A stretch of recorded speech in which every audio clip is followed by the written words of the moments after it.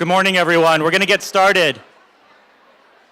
My name is Michael Tavernier, and I'm a consultant with the Bureau of Special Education at the Connecticut State Department of Education. Welcome. We're very excited to see all of you here. It's a very large group. We're kind of packed in here, but it's going to be a great day. I'm going to pass the mic over to my colleague from CERC, Mr. Stephen Proffitt. He has a few announcements before we get started. Steve? Thank you, Mike. It's great seeing everyone here today for our 14th annual meeting. We hope that your first couple of weeks have started off well, and we know that you're in for a great morning. Just a few announcements. We have some great information tables right outside in the hallway. So if you haven't visited them, please take an opportunity to visit them during the break. We have CPAC represented, CERC represented. There's some great information flyers and professional learning flyers available for you that you can mark your calendars with.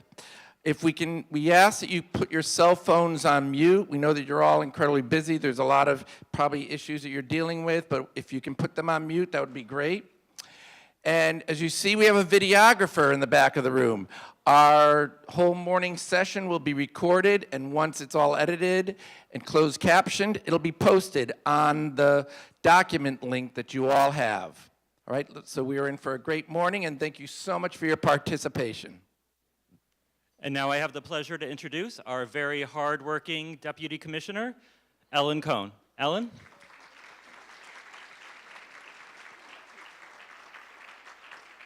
Do you want to hold this or put it in here? Hold it or put it in there? You can put it in there. Thank you so much. There you go. Good morning, everyone. I started my career in special ed, but you know you're getting old when you come back to an event and you don't recognize as many people as you used to. I want to just start, first of all, welcoming you and also thanking you for all of your efforts in the field of special education.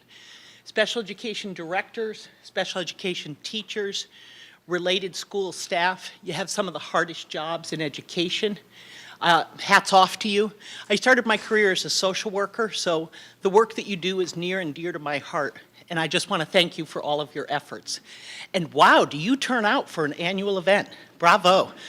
So hopefully we'll get seats for everyone in the room and make sure that everyone's comfortable. You've got a jam-packed agenda going forward, so I won't take too much time, but I would like to first relay greetings from the Commissioner of Education, Dr. Diana Wenzel, and I wanted to share with you a few updates from the State Department of Ed. First and foremost, it goes without saying these are unprecedented, challenging times. Thank goodness for federal funds at this point, because I believe we're in day 76. Is anyone else counting? 76 of a budget impasse. Our legislature is coming in tomorrow, so we're hoping that we will land on a budget. Either way, government, as we've known it in the past, is dramatically changing. The Department of Education is currently operating at about a 36% vacancy rate. We like to say that we're small but mighty. We have people doing just yeoman's work in terms of trying to keep, as the commissioner would say, buses running on time and the trains moving. That said, the size of government will indeed shrink as a result of this budget deficit. While we can't look out too far into the future, we know the landscape in Connecticut is changing. Our revenues are down. Employment and new businesses. We had some bad news about a large pharmaceutical company moving out of state yesterday. The landscape is certainly changing, and it's a little bit grim at the moment, but as an eternal optimist who typically gets beat down through the course of every day, but pops back up each morning, I believe that we will get through this, and Connecticut's best days are probably still ahead of us. And so during these challenging times, it's critically important for us in the department to continue to communicate with you, to continue at the very least to provide the best possible customer service that we can. We may not be able to deliver the same services we've been able to in the past, but I have to give a particular shout out to the Bureau of Special Education, both the clerical staff and the consulting staff, who are getting smaller and smaller in terms of the number of them by the month, but they have worked tremendously hard to make this event possible with our partners at CERC, and they do amazing work every day. So if you just take a moment really for our staff to just give a moment of applause, please.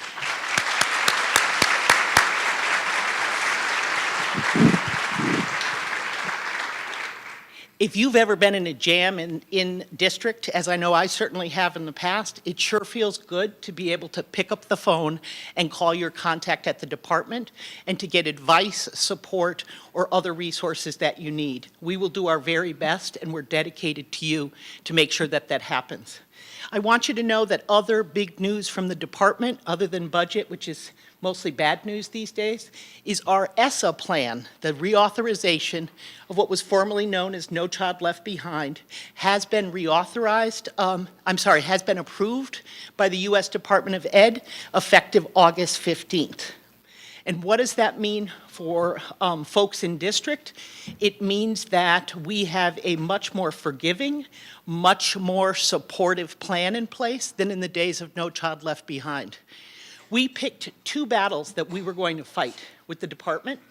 The first battle was our growth model. We've worked incredibly hard because we heard repeatedly from the field for over 10 years that growth wasn't counting, that people were just looking at status measures on tests, and we were prepared to fight with the Department of Ed on that. The good news is the Department of Ed has accepted our growth model in our accountability system.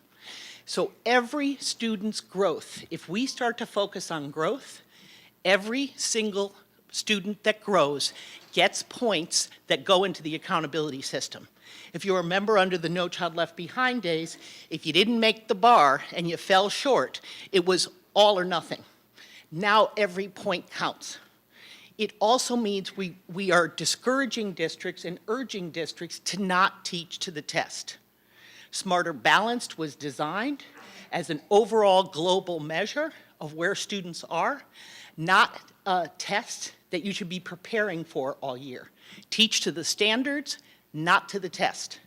And so what I saw under No Child Left Behind is often students that struggled the most were actually the ones that were left behind. This plan will actually put in place, like I said, growth for each and every student should be our focus, no matter how low they are, no matter how far behind the curve they are. The other thing I wanted to share with you is we now have an electronic application system for grants at the Department of Education in Hartford. We are the 49th out of 50 states to have an electronic system. We just couldn't bear being 50th. So it is a very big deal. You will find in 2 years' time, this year, the 3 title grants are going on that electronic application. Next year, Perkins and a number of state grants will go on that application system. And the following year, I believe that's 1920, IDEA, your grants will go on that system. It speaks to and communicates with our prepayment grant system, so you'll continue to use that after the application process. But you will actually be able to use this platform to communicate with reviewers, to revise your application, to go back in, and there'll be very fast, instantaneous communication. As a person who often drove a hard copy 3 sets of applications to the department, I think you'll agree with me that mailing or driving it in is not the most efficient way in this, our 21st century. So we're pretty pleased. We definitely were not last, so that's a good thing, and I'm a glass half full kind of girl, so there you have it. I wanted to speak a little bit about legislation that was passed during our last session. First of all, the implementer bill, the things you learn when you move to Hartford and work for the state.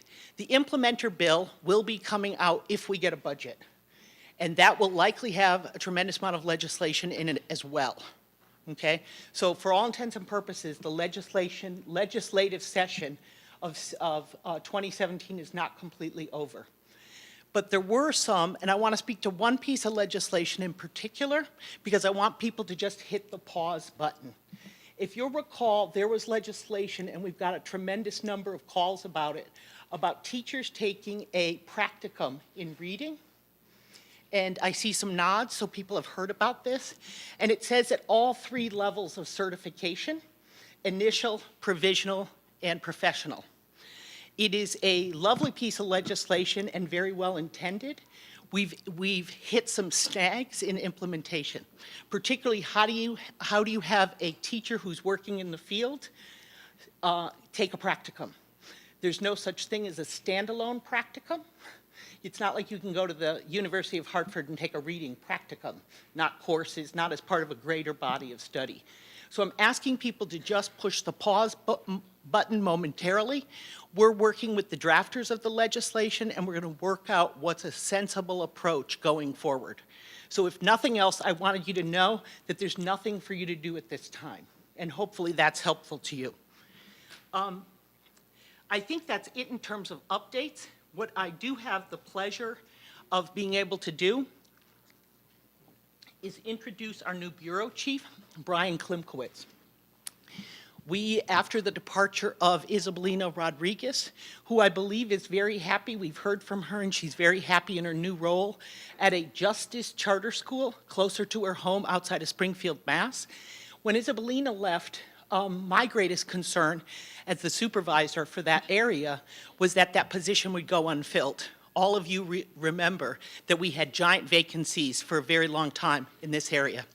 I feel like we hit the lotto. Brian has deep, practical, real experience and expertise. I see a lot of nods.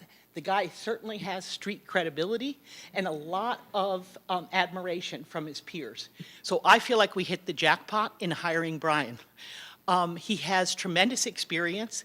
Many of you may know him from his roles as, most recently, the assistant superintendent in Plainfield. Before that, a role at Woodstock Academy as the director of social student services, and also as his time as special ed director in Canterbury. But his role really goes all the way back to paraprofessional. So this is someone, and I always love these stories where someone has sort of walked the walk, talked the talk. He's really known about special education from just about every perspective you could have. And so for that, I'm deeply grateful. In addition, he's just a really wonderful guy, and he's calm and has a sense of leadership and integrity that's really a North Star for the department. And I know I joined the rest of the Bureau of Special Education in welcoming him, and I'd like to introduce him now. Thank you.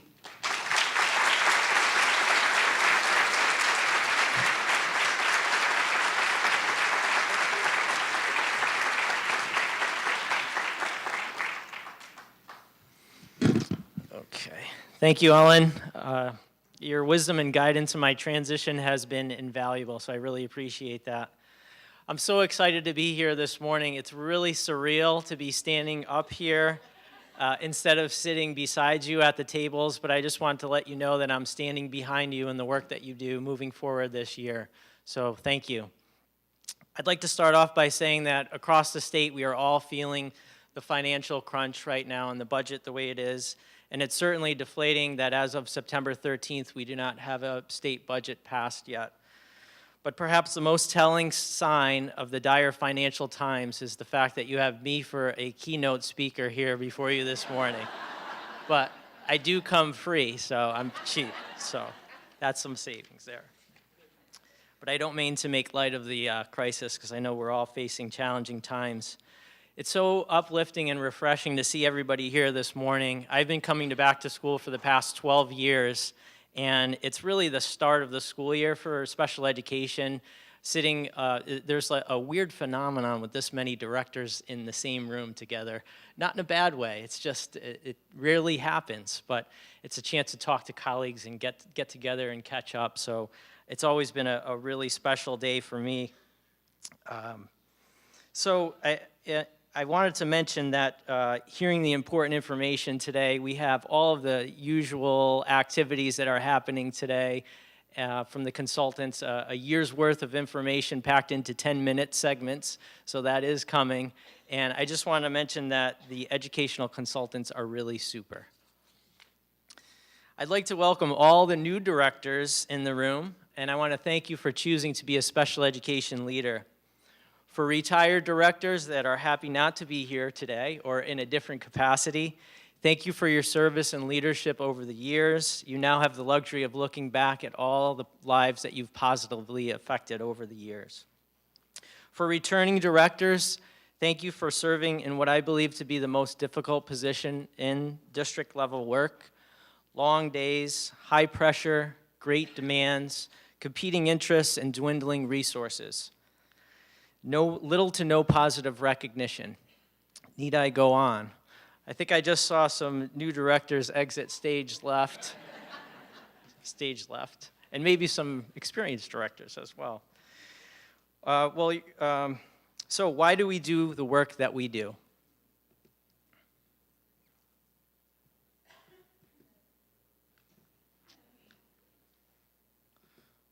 There we go. So I wanted to thank everyone. I know it was last minute, but I want to thank everyone for the responses that they send in about why they choose to be an educational leader. Hopefully you had a chance to look at those as you were coming in. But to me, it was really refreshing and inspiring to see why we choose the work that we do. And it's really no surprise we do the work for our students. This room's also filled with other professionals and parents vital to the success of students. I'd like to provide a warm welcome to all of the attorneys, parents, advocates, RESC leaders, CERC, professional organization, coaches, and educators. Positive partnerships are essential to the work that we do. Thank you for the support and services, your insight and perspectives on improving special education in Connecticut. So my transition to the Bureau of Special Education has been super. The consultant's knowledge and experience is so impressive. Over the course of the first few months, I've had the opportunity to observe the work that is done, and as the Deputy Commissioner mentioned, they're truly impressive. Super things are being accomplished. As you know, this is a team that runs itself, literally runs itself. But I'd like to take a moment to introduce the many team members that are here today. I'd first like to ask our administrative support staff to please rise and be recognized. We have Terry Jo, Carol, and Jolie here from our office.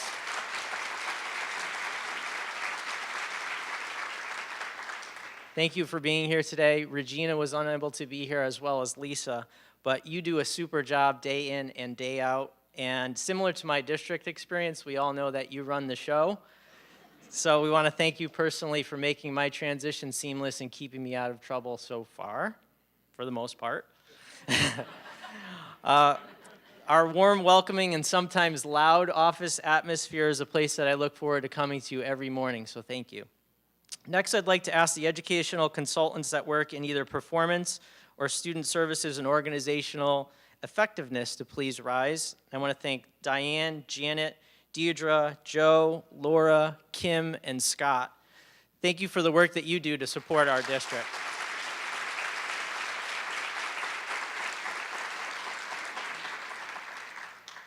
You are like superheroes, working tirelessly to assist districts in compliance and data standards that benefit our students. Thank you.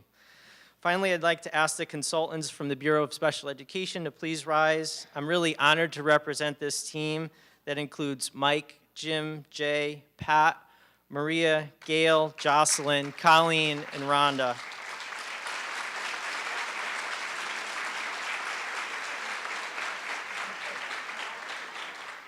And Mary Jean, who was unable to be here as well. You know what? I'm really not doing the Bureau justice with these introductions. So I think most of you are probably a bit oversaturated with the whole superheroes genre, but I'm sure over the summer you heard about the Wonder Woman movie and Spider-Man. You might have had a chance to see. They were okay, but there's a little-known movie that was a smash at the box office. Was not a smash at the box office, excuse me. But if it's coming to a theater near you, you may want to check it out. Here's a little trailer.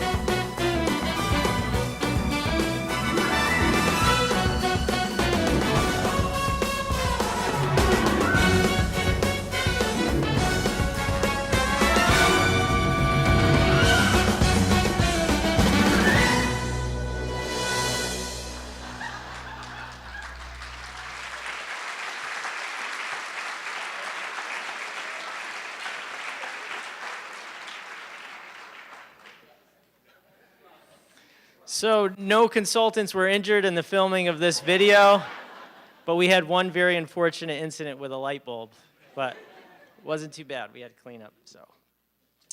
On a serious note, these are our goals for the Bureau of Special Education.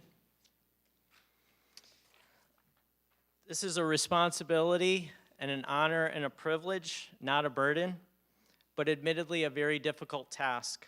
A task that I cannot accomplish on my own, we cannot accomplish as a Bureau. However, working together with your assistance and support, we will and we can realize these goals for our students. As they say, many hands make light work.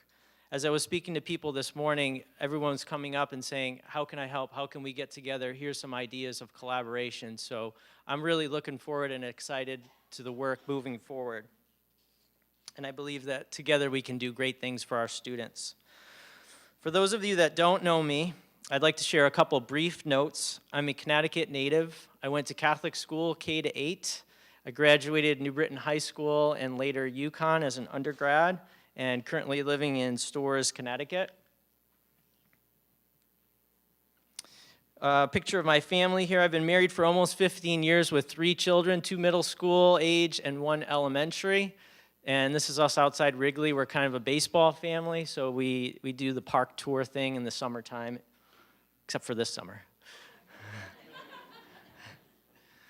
Here's some of the teams that I follow. I'm kind of a sports fanatic, so some of the teams. I also enjoy exercise in the morning before the family wakes up, and New Hampshire, Redwood Forests, and I have an embarrassing collection of baseball memorabilia that I won't speak about too much in baseball history. So earlier you heard Ellen describe my professional background. I'd just like to emphasize that I'm committed to continuous learning and dedicated to developing my knowledge, skills, and experiences ultimately to benefit our students. As much as I miss my job as a district-level special education administrator, I absolutely love being the bureau chief. I will admit, though, learning the complex bureaucracy, various departments, staff procedures has been a huge learning curve for me, and I think this clip will sum up my feelings in the first couple months. Last week, in Serbian elections, we saw the apparent defeat of President Slobodan Milosevic by challenger Vojislav Kostunica, yet Milosevic refused to step aside.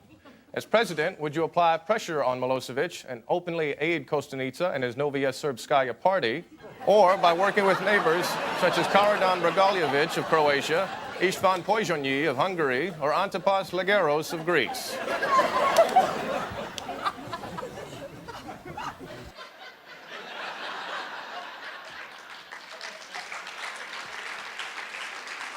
So that should instill some confidence in me right there, but that's been me in my first few meetings here, learning the, especially general supervision and differentiated monitoring. No. So although I've only been at the Bureau for a few months, I've just about memorized all of our statewide acronyms that are used in education.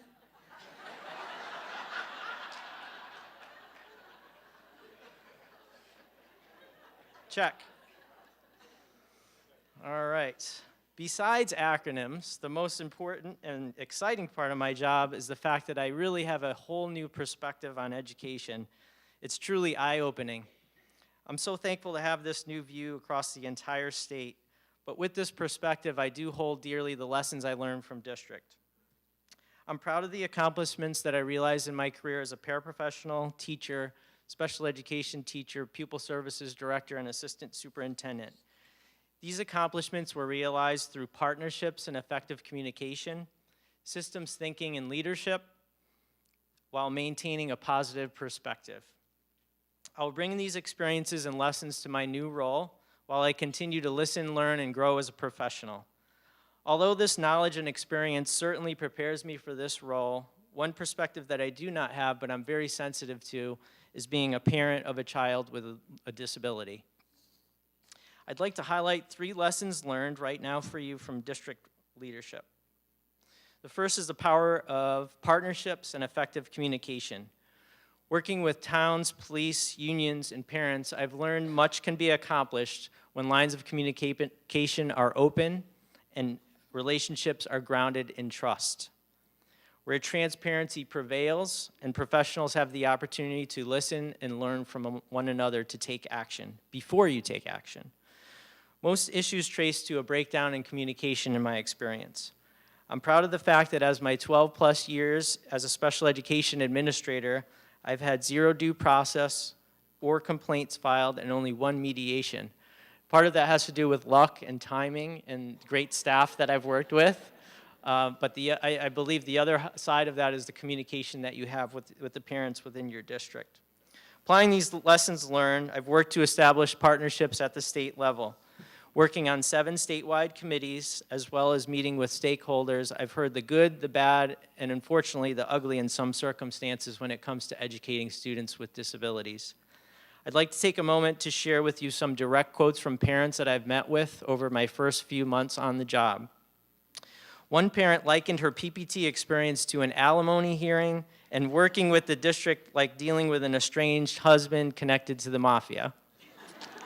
It's an actual quote. Another positive quote, our experience has been all good. We've worked with the team at the school, and because of that, our child's future is bright. We couldn't ask for more. The special education system is truly wonderful.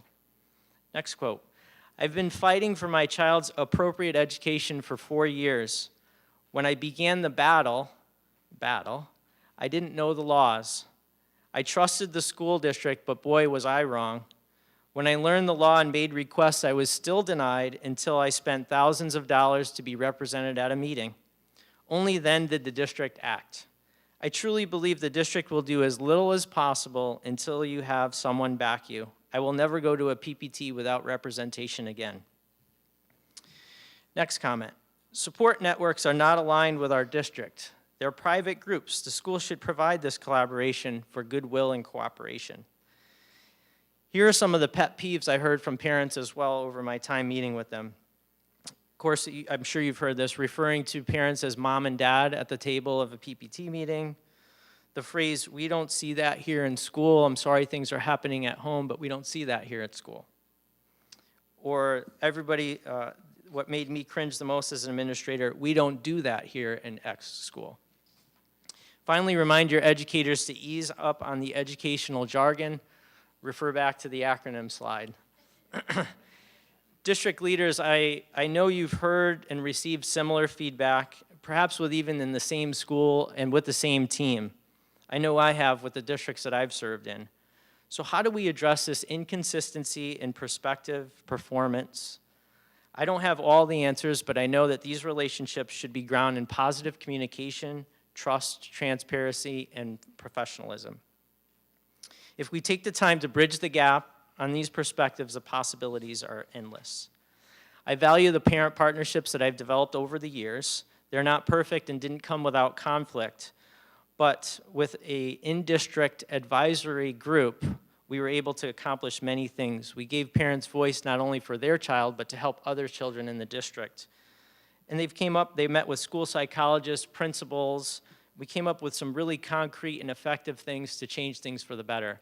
The environment within the PPT process, walking into meetings with parents rather than being seated around the table and have the parent walk in, inclusion-friendly posters, projecting the IEP on the wall rather than talking opposite sides of the table. Those are all ideas that were generated from the parent groups within the district and helped us do our jobs better.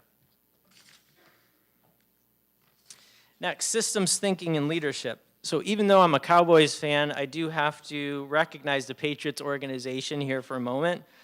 They're amazing, 5 Super Bowls and the success over the last 20 years. And despite the criticism, I respect Bill Belichick. This is a coach that has his organization believing that no one person is more important than the team. It's a systems-based approach to winning. He's famously quoted for the overused statement, "It is what it is." So I know in our line of work, we can't sweat the small stuff that we have no control over.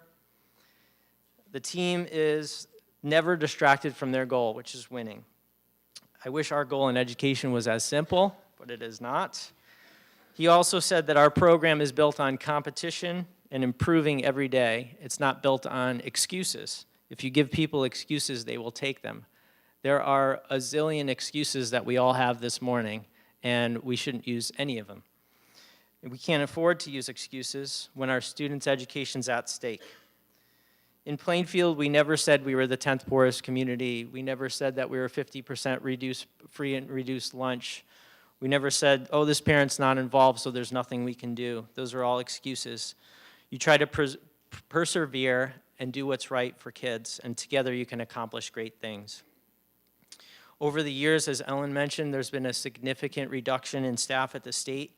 However, it's not okay to say we are unable to defend student rights or provide leadership because we don't have the staff to do that.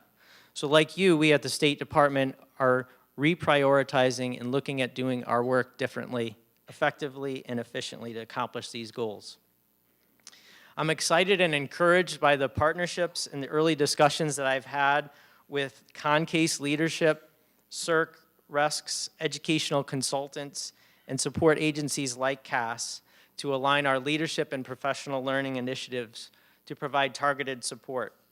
We have a wonderful leadership conference and series coming up in March, which you'll hear more about, and it's posted for the legal conference. We can no longer operate in silos or duplicative efforts. One simple measure that we've taken is we asked each of you to fill out a survey to let us know what level of experience you have within your district. We're going to try to target the professional development and learning based on that. So I want to thank the data office and all those involved with the survey for that very valuable information, and thank you for your time. Let's learn from each other and create structures to provide productive formats for the flow of information. I can't tell you how valuable it was for me at EastCon in the quiet corner to be part of those listservs and just ask questions to each other, to our colleagues. Here's the situation, how would you handle this? You get back 4 or 5 responses, maybe you put one response to the side that Brian sent and work on something different. But it's so great to hear those different perspectives, and I do appreciate that. So I believe we need more of those types of venues to be able to share information. I'm also encouraged that we're reaching out to a broader target audience. Principals, general education administrators, PPT chairs, not to pat yourselves on the back, but you can only be in so many places at once. So your staff needs to have the same level of expertise and knowledge that you do when PPT meetings are happening or requests are being made for special education students. Your leadership is needed in so many areas, and since I don't have the time to discuss all aspects of special education, I've attempted to highlight just 3 that come to mind. Leadership is needed with the IEP document, a user-friendly document. Imagine if we can shout that statement with pride. The document is a foundation to the student's learning plan. Do we treat it as such? To what extent are our students involved? How are they developed? Are present levels of performance accurate? Are goals measurable? These are the meat and potatoes, the information that really matters within the document. Let's get back to the basics and work together to improve the form, the substance, and the usability of this document. 2, a shift from helping to learning. In my experience, there is a really highly overused reliance on adult assistance right now in special education.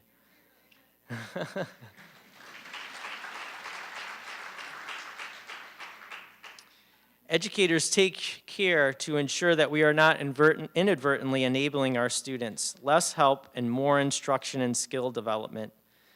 These requests are coming from parents and educators alike. We need now more than ever to prepare independent learners that are career ready. Keep expectations high and rigor high and reliance on adult assistance low. I'd like to share a clip from a movie. Where's my friend here? I'd like to share a clip from a movie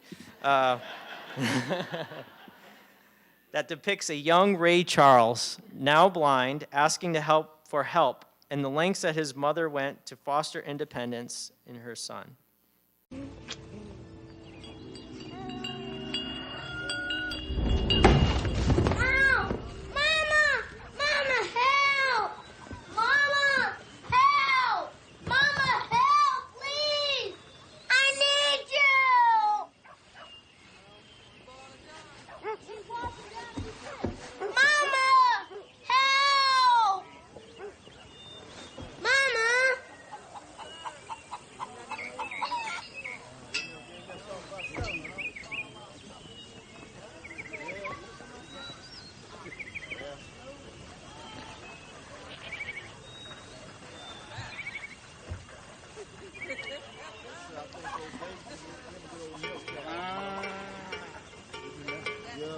Have good now.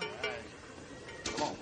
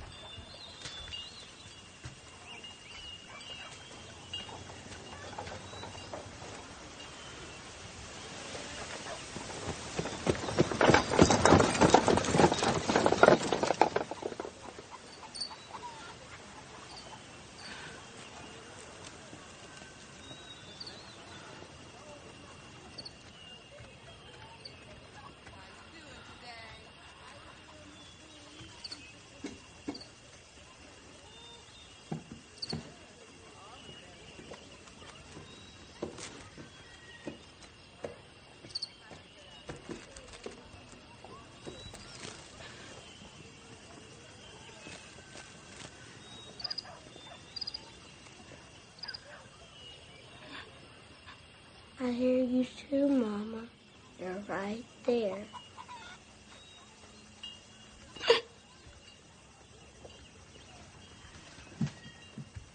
Yes, I am. Why are you crying, Mama? 'Cause I'm happy.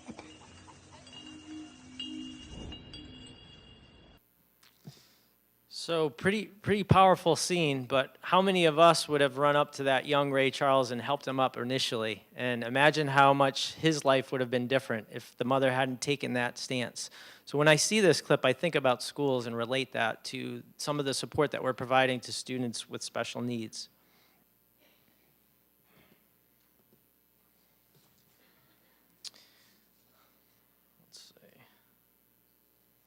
The final area is supporting complex needs.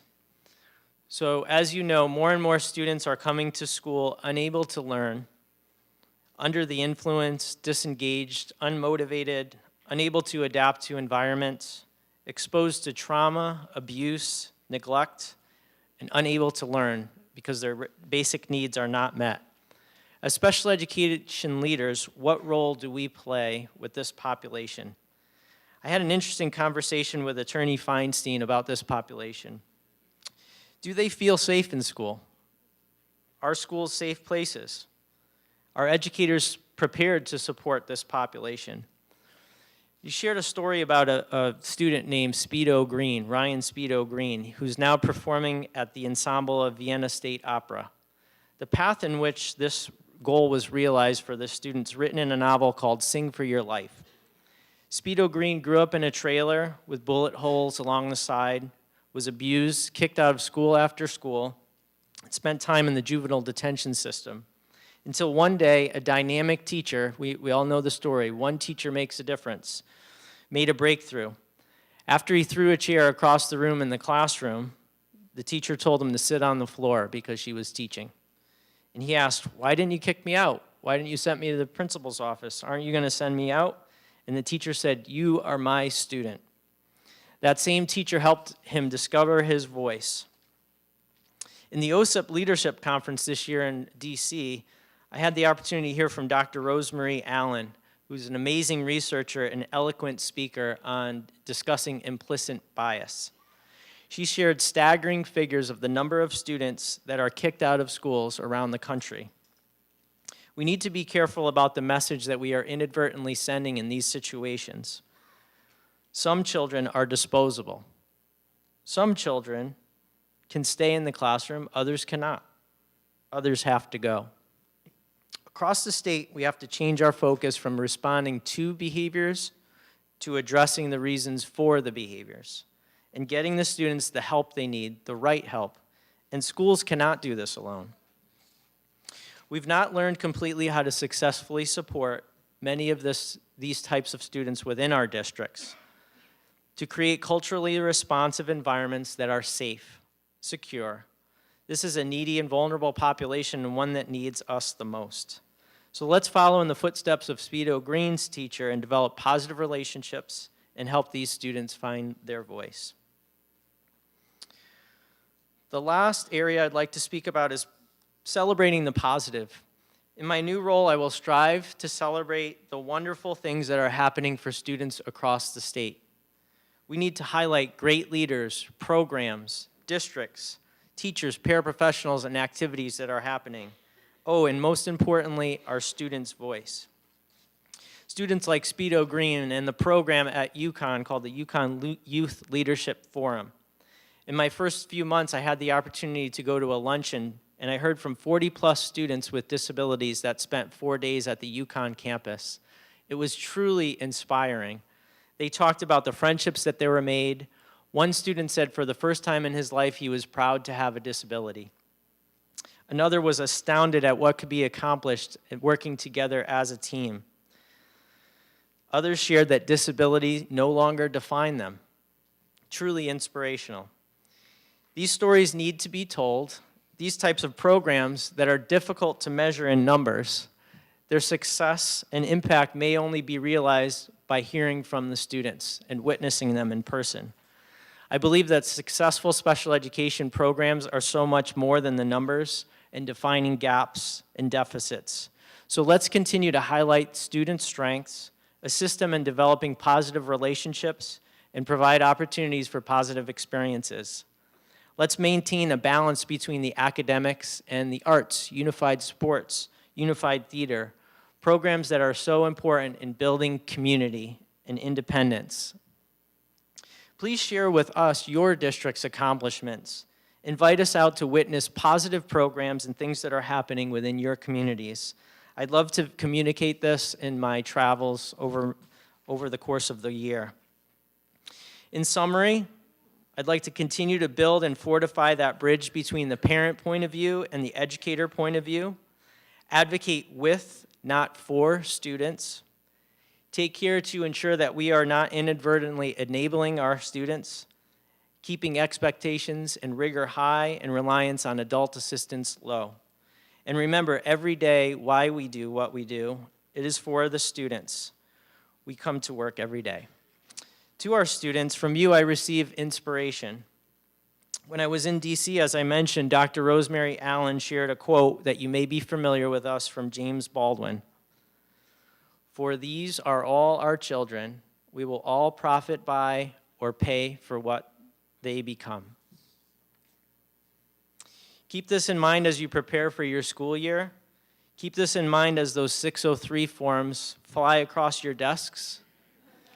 Keep this in mind as you see a student's face light up when they finally understand a difficult concept or have accomplished something within your district.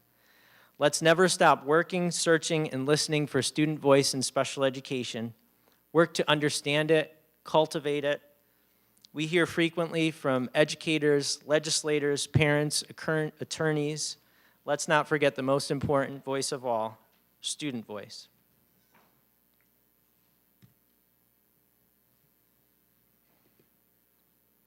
I have a short video to share with you, and I will not close out of this one. Two-time learning. Gold star. This is the Unified Theater program performed at Woodstock Academy.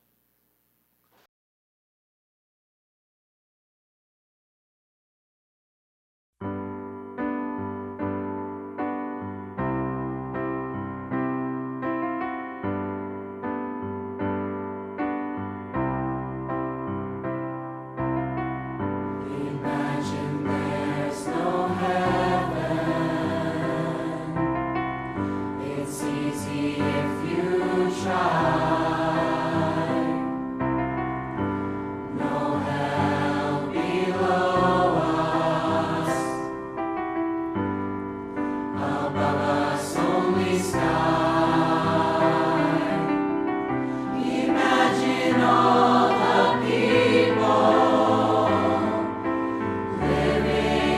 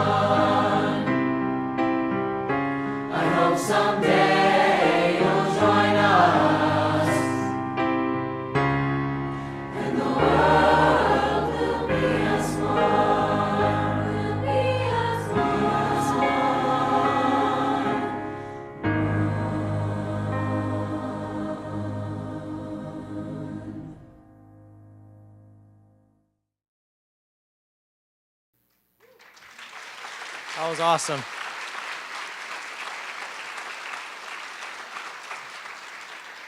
Much better in person, I'm sure, but pretty inspiring. So let's work through the distractions. Let's continue to have our students inspire us. I want to thank you once again. I wish you all a happy, healthy, and productive school year, and I'm very excited to help support the work that's done all across the state. Thank you.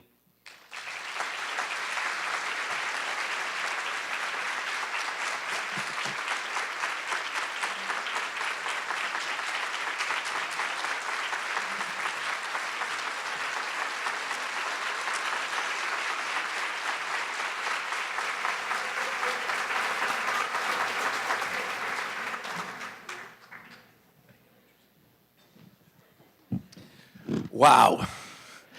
Thank you again, Brian, for your passion, your knowledge, and your leadership as you guide us in doing our work every day on behalf of all students and their families, helping educators and helping leaders do what we need to do best. It gives me great pleasure as one of the CERC consultants. We have truly the great opportunity to partner with the State Department of Education, the Bureau of Special Education, Academic Office, Performance Office, to really support the work of the State Department of Ed. So it gives me great pleasure to introduce some of the superheroes that are here to present to you. One of those superheroes is Gail Mangs, who leads the Due Process Unit. She'd like to give you some updates.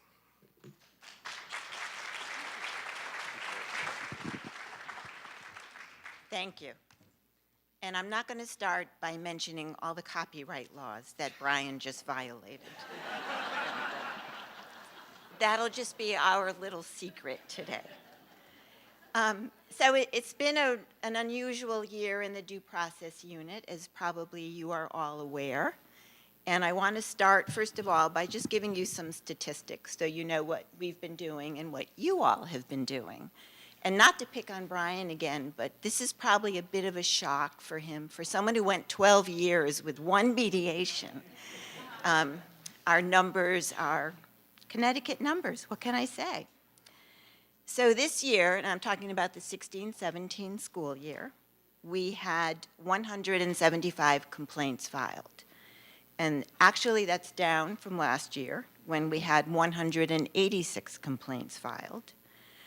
Of the complaints that were filed this year, 43 had corrective action. That might grow a little because there's still 14 active complaints. Hearings were up this year, hearing requests. We had 271 hearing requests this year, as compared to last year, 247, which is kind of a significant increase for which I have no explanation whatsoever. Of those, so far, 7 went to a fully adjudicated decision this year. Mediations, we had 329 requests for mediation, which is down from last year. Again, I have no explanation. Last year, we had 371 requests for mediation. And even though they're down this year, for those of us who were out there mediating, we could not tell the difference, and neither can my car. And as usual, from year to year, we always average about 65% of the mediations resolve on the day of mediation. And then most of them go one way or the other thereafter, but as you know, very few actually go on to a fully adjudicated hearing. I also wanted to share with you some of the major issues. We have a database where we keep all the statistics for mediations, hearings, and complaints. So this is a little bit subjective because we enter the issues ourselves after looking at the agreements or the reports from the mediators and the hearing officers. This year, as in most years, the issue is private day placement. So this year, 168 of mostly hearings and mediations, I would say. We don't usually get complaints around those kinds of outplacements. But 168 of the due process entries involved a private day placement. And that compares to last year, actually, 216 of them were private day placements. The next largest was residential placements, and this year, 99 of the hearings and mediations involved requests for a residential placement. Last year, that was 85. The next largest category is IEEs. Surprise, right? Independent educational evaluations. This year, 75 of the hearings and mediations involved IEE requests. Last year, 76, so pretty consistent. After that, child find was a big issue. We had 47 of the due process hearings and mediations involved child find. Last year, that was 41. Transition, and that's kind of a growing category for us in terms of mediations and hearings. 30 involved transition issues. And last was eligibility issues. 23 this year involved eligibility. So as you can see, we've been really busy, and I just want to point out that I always say we, but every time a complaint, a hearing, or a mediation has come into our office, when I say we, I really mean Carol. Because Carol is the person in the office who handles all of the notices that go out, every single one of these. So when we got to, I think we hit 609 entries into the database for this past school year. That means Carol was involved in every single one of those. So I just want to give Carol some applause.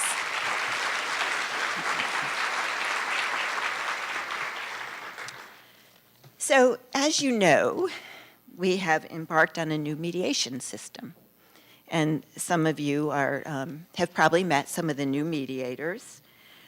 This was directed by OSEP, that we would contract out with impartial mediators. And that puts us in line with just about every other state. We are truly one of the last states to have had mediators who were employees of the Department of Education, Bureau of Special Education.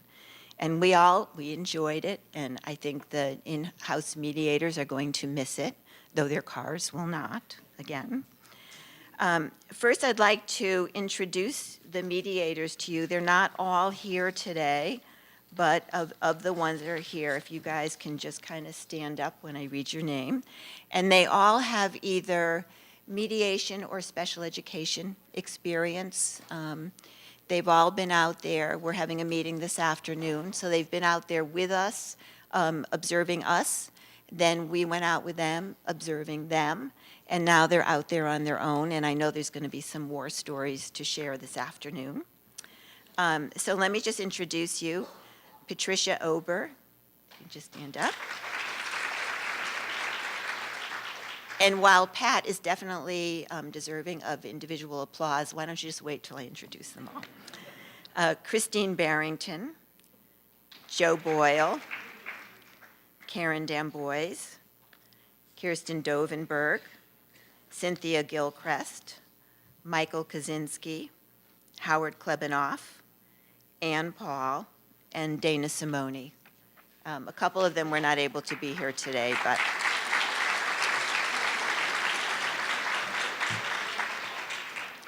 we're excited about all of them, and we've tried to introduce them to mediation slowly. They know there can be really long days. I've assured them all that the latest I ever stayed at a mediation was 8 o'clock. So you know you'll be home by 9 anyway. The new system of assigning mediators now is very similar to what we've done with our hearing officers. A new mediation request comes into our office, and we're keeping the mediators on an alphabetical list. The next available mediator will be assigned to the mediation unless they have some personal conflict with the school district involved. You will receive an email from Carol identifying the mediator and giving you contact information. And the mediator will contact the parties, mostly by email unless somebody doesn't have email, to schedule the mediation. There's no need to provide a date. I mean, you can, but we're pretty much going to ignore it. And you will work with the mediator to find a date on which everybody can agree on. The mediator will contact us with agreed upon date, and I hate to say this again, Carol will send out the notice. That might eventually change. And it will include an evaluation form for you to fill out so we can see how the system is working and make adjustments as needed and provide professional development where it's needed. We think this is going to be easier for everybody involved, especially for Carol. No, I'm not picking on you, really. So, you know, try your best. I think it's going to be great. I feel very good about our new mediators. Certainly feel free to call the due process unit with any questions, any concerns. It's very important to us that this go forward successfully. And as some of you probably know, we also have new hearing officers. Our hearing officer pool has thinned out pretty much the way the Bureau of Special Education has thinned out. And we contracted with new hearing officers, so we actually have 14 hearing officers now. Some of them are here today, and I want to introduce them. And I will include the seasoned hearing officers. And you can stand up as you hear your names. We have Ann Bird, Susan Dixon, Brett Fitton, Gregory Goodstein, Sylvia Ho, Janice German, I don't think she's here today, Patrick Kennedy, Uswa Khan, Kelly Moyer, Melinda Powell, Ray Regat, Justino Rosado, Laura Scher, and Jane Ford Shaw. Thank you.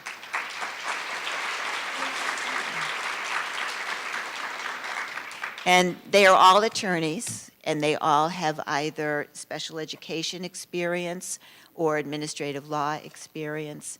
They've all been out to observe hearings, and you will hopefully not see them soon in your district. And we're excited to have them here too. Last thing, and hopefully this will catch us up on the time, I've been asked to just mention one piece of new legislation around restraint and seclusion.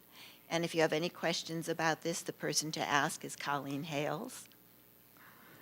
But I know there was a lot of concern about the training of school district personnel regarding restraint and seclusion. And this year, legislation was passed to kind of ease that burden on the school districts. So for the school year, and I'm going to read this so I make sure that I get it right.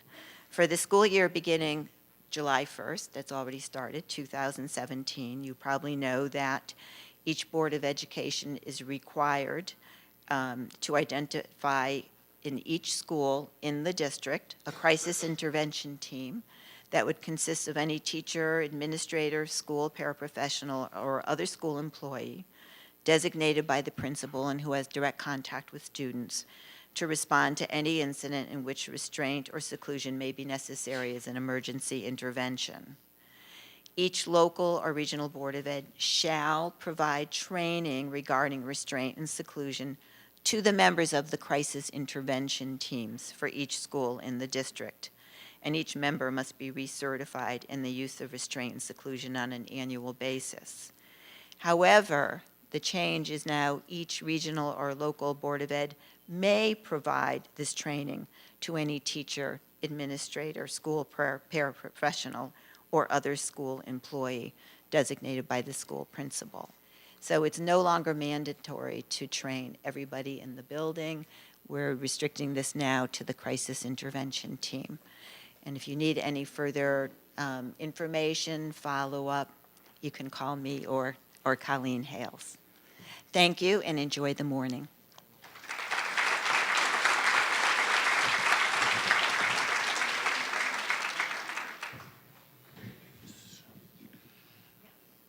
It gives me great pleasure to introduce another superhero, Thomas Boudreau from the department, who is the IDEA grants, the fund manager. IDEA grants, got it.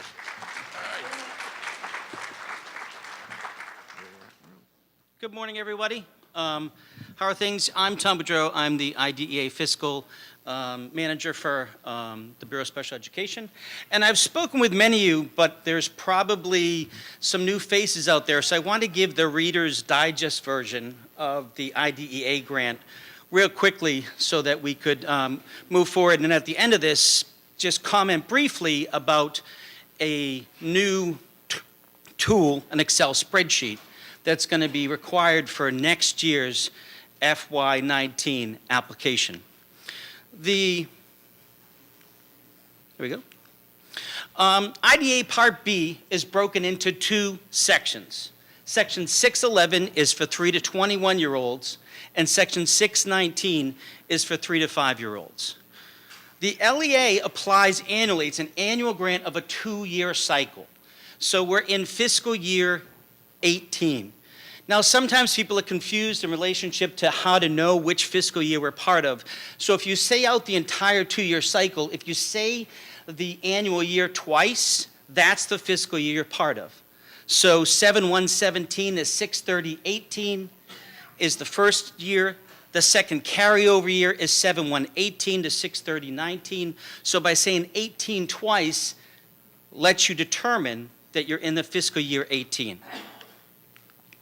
Although it's 2 years, we don't want you to spend the money broken up into 50-50. We want it to be 85% of the funds in the first year, and then the carryover year is approximately 15% is what we're looking for. And then when you apply for the grant, in that application process, we're examining eligibility, we're ensuring that the district is demonstrating compliance, and that there's agreement around monitoring for the management of risk for the grant around uniform grant guidance. Some other elements to be aware of is that IDA funds cannot be used for child find activities. It's only to be used for the excess cost associated with the provision of special education. And people get confused because the word excess cost, this has nothing to do with the excess cost grant for the state of Connecticut, although it's a similar term. Under the IDEA grant, you're establishing a threshold by which that you need to meet, and then you can access the funds after that threshold is met. It's understood it's in tandem as you're doing this, but the threshold is the excess cost element that we're talking about there. You have a separate accounting system in place. You need to be able to demonstrate that their expenditures are a bright line so that if you have the 619 numbers and you're working for someone for a 3 to 5-year-old, make sure there's a bright line for that line item and that you're meeting all the requirements for IDEA. So some of the updates in relationship to FY17. I sent out a memo back in August, and I'm still getting calls for this. So if you're not on my list and not getting the memos, let me know. And as well, read the memos. They're important because in this it talked about that for 611 in the carryover year, second part, there was actually an increase in all of the state. Now, a lot of business managers, their ED 111 and ED 141 forms that they fill out, they're using the old ones. It hasn't been updated where your ED 114, your budget in the prepayment grant system, has been updated. So that's the correct number. So if your business manager's having trouble reconciling that, redirect them to my memo, get them to the ED 114, or have them contact me. There was no change to 619, and therefore any final budget revisions that you're going to be doing for the grant will be due approximately February 1st of next year. In relationship to FY18, that was just posted, and approximately 54% of the LEAs had an increase in this year's grant compared to last. And when I talk about funding and these pieces, understand it's a federal formula that the numbers are broken down from. The Bureau of Grants Management takes the money, and then it's established by you have a base rate, and then it's impacted by both your school census and poverty. So that's where those changes happen. For 619, there was a decrease across the state. This has been somewhat level funded all along. And then for a date to be aware of for FY18 is next July 1st. Those of you who have set aside for Coordinated Early Intervening Services, CEIS, be it you're doing it voluntarily or you're mandated to do so, or say you have your non-publics and you have your meaningful annual consultation with them, that's money that you've set aside that needs to be spent in this year. So it's not carrying over, because that's the commitment you've made to that non-public, and that's also the elements by which that are part of the plan that you've submitted around your CEIS. And then for FY19, we have a new Excel spreadsheet that's going to be utilized, and several sections of this are going to be part of the application process for next year.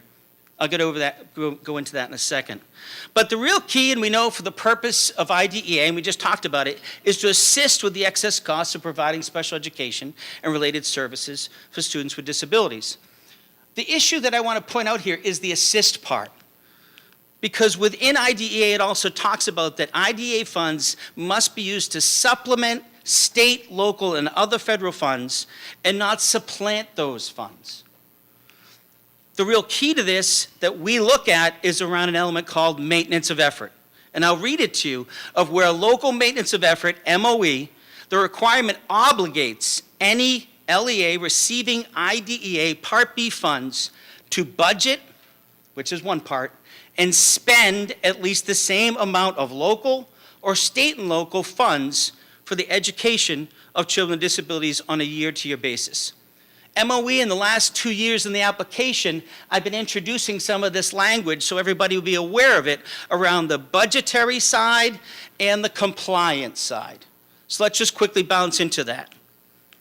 Understand that eligibility for IDEA funding is based on the LEA's demonstration of MOE.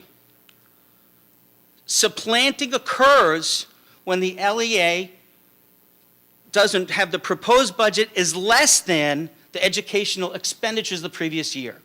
So for next year's grant, your proposed budget is actually looked at compared to expenditures of 16-17.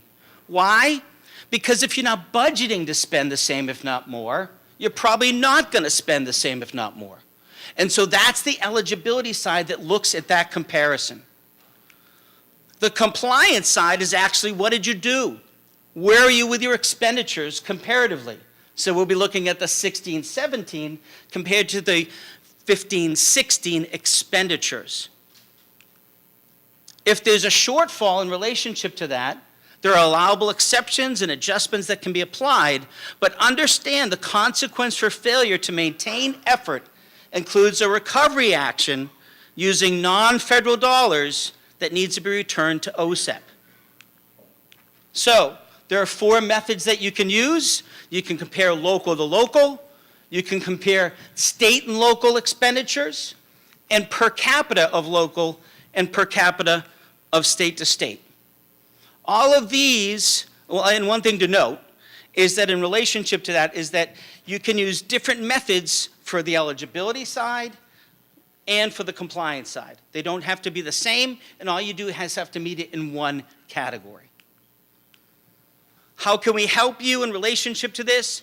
We've introduced an MOE calculator. It's a spreadsheet that has it broken down in relationship to all the different methods that are available to you and that are going to be going out to the 19-20 year. It's available on the website. I recommend that you download it and look at it. If you have experience with Excel, there's like instructions at a glance, a one-pager, but in the tool itself, there's an instruction bulletin under tab 1.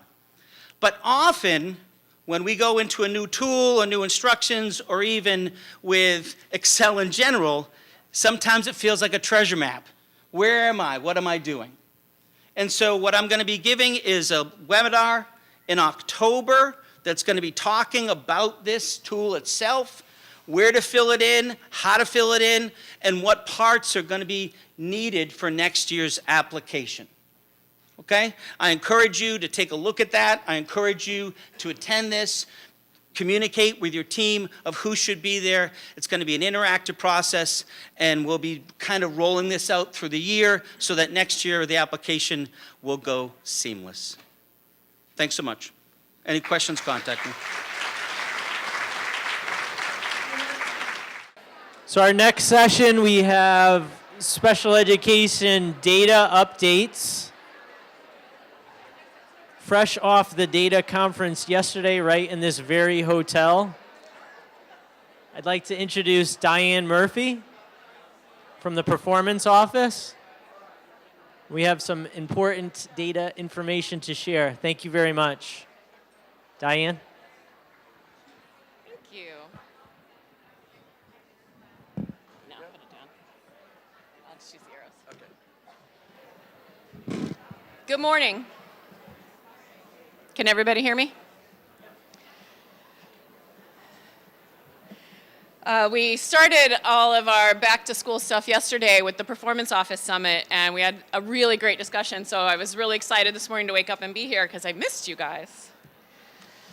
Let me start with just a very quick summary of the audit. All the districts passed for the first time in all the years of the audit. Trust me, it lessened my work too, so thank you very much. There were a few consistent problems that I would like to remind everyone of. We did have the most transition recodes this year of students from being reported to the department as having transition in place to upon audit of the IEP, transition was not in place. The most recodes ever. So I would, in a minute, I'm going to remind you of a few of the requirements to say yes in CDAC for whether or not a student has transition in place. We also seem to have a miscommunication about page 1 enrolled grade and enrolled grade next year. Connecticut state law requires students to be enrolled in an age-appropriate grade, so you cannot tell me on page 1 that enrolled grade is ungraded, okay? Ungraded is an accommodation that you talk about over on whatever that page is in the IEP that I never look at. Page 1 is about what grade they're enrolled in. So if they are a 20-year-old in your transition-only program, they are a grade 12 student according to Connecticut. Additionally, school next year must be filled out. Transition rules, I need 2 page 7s.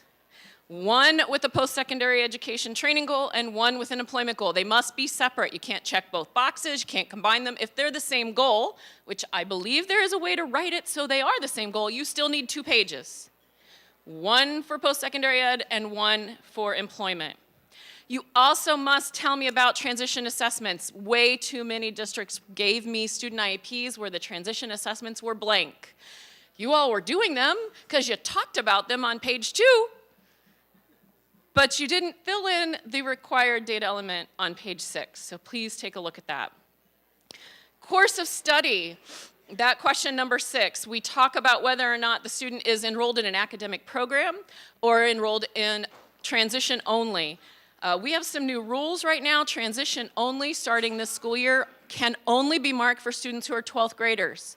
So if you come back and tell me that a 9th grade student has completed all of their academic requirements for graduation and is doing transition only, I'm going to send the IEP back to you. You can't do that. We did institute some new PSIS edits in order to address this issue. So you will find your PSIS people getting upset with you if you have children that are in grades 9, 10, and 11 that you are reporting with facility code 1 as a transition-only location. So please pause and take a look with your transition kids about where you have the transition being reported through PSIS. If they're grade 9, 10, and 11, facility code 1 in PSIS should be the academic location. For 12th graders, they may have facility code 1 being their transition location. We also have something that's been coming up the last 2 years and got kind of big this year with regard to settlement agreements. There's some guidance about settlement agreements that is pretty clear in the CDAC appendix. I've put it here for you. But I'd ask that you pause and take a look at that. What's happening is, and this is coming up through assessment, so you're picking up the phone and you're calling Joe or Janet and saying, I can't assess Diane. And we're saying, why can't you? Well, Diane was never reported in PSIS. So someone didn't report me in PSIS because they think I'm on a settlement agreement, but you're implementing an IEP, so technically it's not a settlement agreement. You may have mediated and came to a decision, but if you're implementing that IEP and you, as the director, are thinking I need to be testing Diane, they have to be reported in PSIS. We also are having you call us to say, I shouldn't be assessing Diane. Why is she on my list in the AIR reporting system as someone who needs to be tested? Diane is a settlement agreement. That means that you did report me in PSIS when you shouldn't have because you're not implementing an IEP, you're just writing the check. So we have to pause and think about who are settlement agreement kids and who are not because it has been causing some issues with the testing. So here's a summary of how the rules work. If you have questions about that, you can call Laura Guerrera.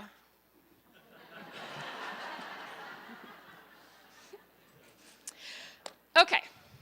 So for 2 years, I've been coming up here and talking to you about disproportionality. Well, I mean, really, I've been doing it since the first day they hired me, like 17 years ago. But in the last 2 years, I've been reminding you that the federal government was going to change their rules about how we assess and calculate disproportionate representation and overrepresentation in special education. If you recall, probably a year ago, I even sent an email out begging all the directors to comment on the federal regulation. The new rules are now here, and they are in place. So I want to let you know what the impact will be. So, new federal regulations to determine significant disproportionality based upon race and ethnicity.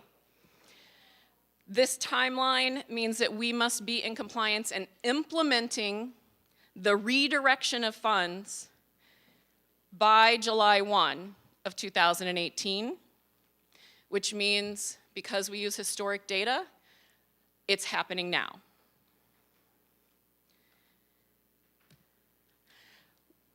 Nothing about who we are assessing for disproportionate representation is changing. We're still doing identification, we're still doing placement, we're still doing discipline. However, starting in 2020, we must no longer assess disproportionate representation for 3 to 21-year-olds. We must include 3, 4, and 5-year-olds in that analysis. Now, all of you can probably imagine what including 3, 4, and 5-year-olds is going to do because what we do in this calculation is we compare students with disabilities to your district-wide enrollment. Since your pre-K tends to be 50-50, you're going to see an impact of including 3, 4, and 5-year-olds when we move to this in 2020, because we have no way to create a denominator right now for the 3, 4, and 5-year-olds who are not sitting in your building since we do not have universal pre-K. I know that it will be my mission for the next couple of years to write many people at the federal level trying to get this piece of the legislation changed. I would ask that you help me with that before July 1 of 2020 occurs. The methodology is still a risk ratio, so Connecticut is in good shape on that. That methodology has not changed. We are doing comparing the risk for students with disabilities by race to the risk for all other children to be a student with disabilities. There are some new ideas within this. The formula isn't any different. It's the number of kids from a racial and ethnic group within a disability category divided by the enrolled number of students in your district within that race category. So the number of Black ID kids divided by the number of Black students in your district, all students. Then you're comparing that to the number of all other children. So all the other students with disabilities with all the other categories not in ID divided by all the other race category students not ID. Sorry, ID, who are ID. So there's a rule about minimum cell size, and that is the top number. How many students with disabilities who are Black ID do I have to have before I calculate this? That's minimum in size, minimum cell size. Minimum in size is the denominator.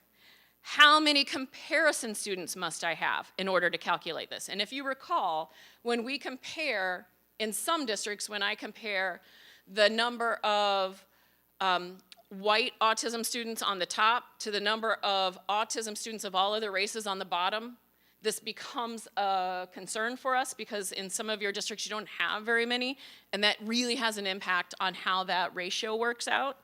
So there's a minimum in size to address that ratio. We've never had minimum cell and minimum in sizes in Connecticut. It hasn't been a problem. The reason that it hasn't been a problem is because when we got our formula approved, however many years ago that was that we got our formula approved, Connecticut wrote in the use of a confidence interval. Now, if you're a statistician, you're saying to me, why do you have a confidence interval, Diane? You only use confidence intervals when you work with samples, and we don't have samples. These are population data. Yeah, the feds didn't really understand that, so I worked in a confidence interval. And they approved it. Only now somebody caught on, and we're not allowed to have a confidence interval anymore. So they're saying in the discussions with us, okay, we're not letting you have a confidence interval, but we'll let you have a minimum in size and a minimum cell size. It's not as good as a confidence interval. So what happens if you don't meet the minimum in size, so you don't have enough comparison students in that group who are not of that race, of the comparison race, is that now instead of me saying, oh, we're not gonna look at you, we now must compare that group to the state level data. So it's no longer, I don't meet the denominator, I'm done. It's now, I don't meet the denominator in my district level data, the denominator becomes the state level data. So the state ratio is what you become compared to. That is called the alternate risk ratio, and it is required in federal statute. They did allow us to keep the concept of consecutive years. If you recall, our previous formula allowed 2 years. They are going to allow up to 3 years that a district would have to have disproportionate representation for 3 years in a row before we have a conversation about redirect. So the state of Connecticut will be recommending to our stakeholder group to move from 2 years to 3 years. They also have a new provision called reasonable progress, which allows us to say, yes, you have 3 years of data where your risk ratios are above whatever the threshold is, but you're going in the correct direction. You've been doing work to improve appropriate identification in that area, and your risk ratios are going down each year. We will have to be working with our stakeholder group to establish our definition of reasonable progress for Connecticut. This is a new piece that's good. We haven't had a reasonable progress rule in the past, so this is at least one other place that the federal government has put in a provision that is helpful. So we will have stakeholder input. At a minimum, we'll be using the state advisory panel.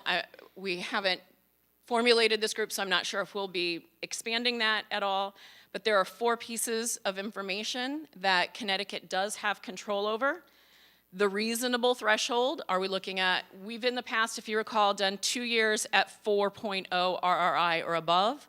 So the 4.0 RRI is the reasonable threshold. What are we using? The minimum cell size, the minimum in size, and the reasonable progress are the 4 things that we have control over in the new required formula.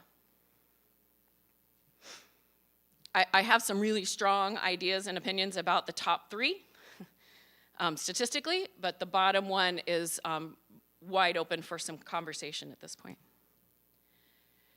So, what happens if we identify you for disproportionate representation, significant disproportionality? The same things that were happening before. Before we called it CEIS, now it's called CCEIS. Helpful. It's now Comprehensive Coordinated Intervention, Early Intervening Services. So you're still doing CCEIS, you're still reviewing your policies, practices, and procedures, and you're still, if you make changes to your policies, practices, and procedures, publicly reporting on that. The one big change that did happen under the CEIS, the comprehensive CEIS, is this piece, which in theory is in yellow. I can't tell if it's in yellow from there. But in the past, the CEIS rule was that you had to use the 15% redirect on students who were not students with disabilities, but who were students within the racial group where the disproportionate identification was identified.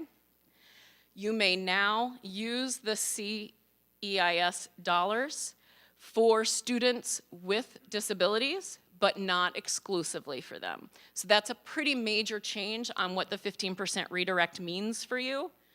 So that's another positive piece of the federal legislation. So just to review, we are recommending to our stakeholder group that we haven't put together yet, reducing our RRI from 4.0 to 3.0. That's because the federal legislation says they won't approve anything above a 3.0. We are required by law to remove the confidence interval from the formula. We will be making recommendations of a minimum cell size and a minimum N size. And we will be applying the new alternate risk ratio to compare to state figures when the comparison group in district is too small. What this means for you. Simply by taking our previous formula and moving to a 3.0 RRI, we have approximately 10 districts above a 3.0. That's using the old formula with a confidence interval. So 16, 17, we've already told you who you are. The information that we have told you about is at a 4.0. We will definitely let you know who you are if you're at a 3.0. We will continue to direct using the 4.0 and the 2 years for 16, 17. Everyone under redirect has already been informed of that. Starting with the 17, 18 data that I know you've already held every PPT and you're about to upload to me, we are moving to a 3.0 relative risk index, no confidence interval, and applying the minimum N and minimum cell and alternate risk ratio rules. The redirect for 17, 18 will be off of 2 years of old data and 1 year of the new formula. What I need you to understand is that under the old formula, 3.0 means about 10 districts. Under the new formula, with the alternate risk ratio, that means approximately 60 districts will be identified with a minimum of 1 area, if not more areas, in which they have significant disproportionality.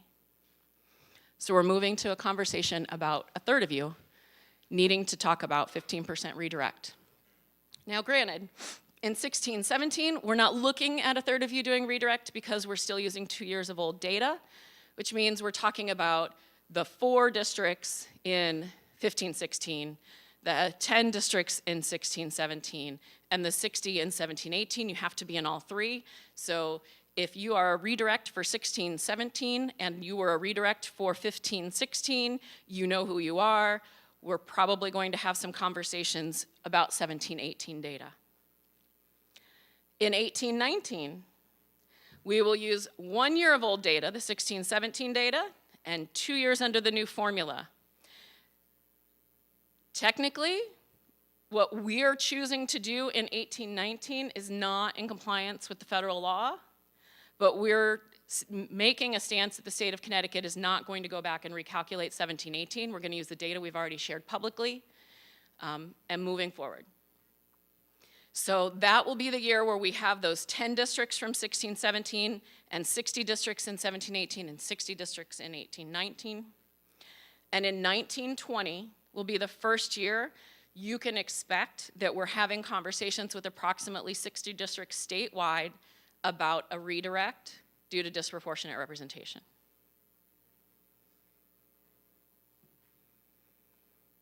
Okay, sorry.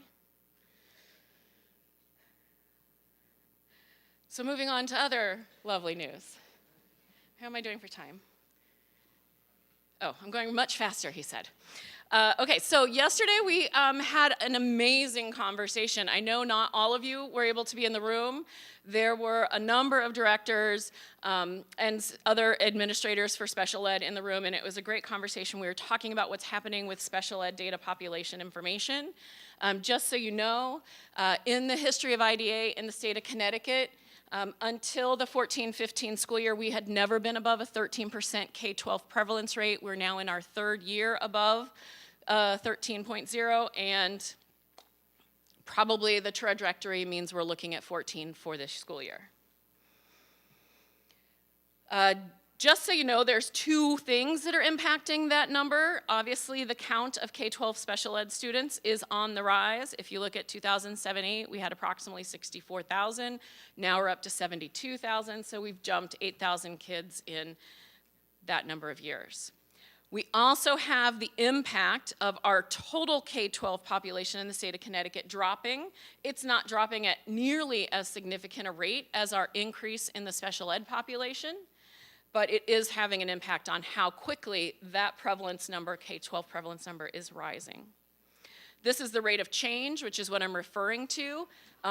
You can see that we're dropping somewhere in the neighborhood of 0.75% a year in our overall state population, but we are increasing at a rate of 2.5% to 3.5% a year in special ed. There are multiple places that that's happening. Our preschool prevalence data are remaining pretty stable, but we are seeing jumps in our K-3 prevalence data, in our 4-8 prevalence data, in our 9-12 prevalence data, and we absolutely saw a very large leap in the number of students in the 16-17 school year whom are students that are in the 18 to 21-year-old doing transition-only activities. All of those things are contributing. If you look, it's 1.8%, 2%, 2.5%. They're all contributing fairly equally, so this isn't like something I can say, let's really look at what's happening in high school. It's not going to work that way. It's happening across the board, across all the districts. We did look at it by district, and there are a few districts who had higher jumps in the last year and 2 years, although when we look at it by DIRG, this is not a regional issue, this is not a fiscal issue, it's happening across all of the districts. One of the places that we are seeing a great deal of change is through the 3 to 5-year-old population. So I said preschool was remaining fairly stable, but when you look at it from 3 to 5, which is the way that your 619 funds are rolling out, 3 to 5 has seen large increases in the last 3 years. Our rate of change since 2008 for special ed overall is 12.8%. The numbers on the bottom for students with disabilities change are the rate of change from 1 year to the next. So when you see that under 2009-10, the change from 08 to 09 was a negative 0.3%. As you see, starting in 12-13, we're seeing that rise occur. Here are the primary disability areas where we are going up. The rate of change over the last several years for the LD population is 17% increases. OHI is 33% increases, and autism is 83.6% increases. We, again, had a fabulous discussion yesterday about a lot of things that the department needs to be doing to help support you, about a lot of things we can do data-wise to help support you. I really feel like we got some positive direction of where we can go to help address these increases. We do have some areas where we're going down. ID has dropped 3%, ED has dropped 2.5%, and speech language impairment has dropped over 25% in the last several years. One of the things we will be doing is looking at how students are changing. We're gonna propose a longitudinal study to look at how primary disability identification is changing for kids, to see if this is about, I'm so sorry, Michael, to see if this is about the disability type, or if it's our students being funneled into other areas instead of into speech, instead of into ID, what's happening. And I'm done. Woo.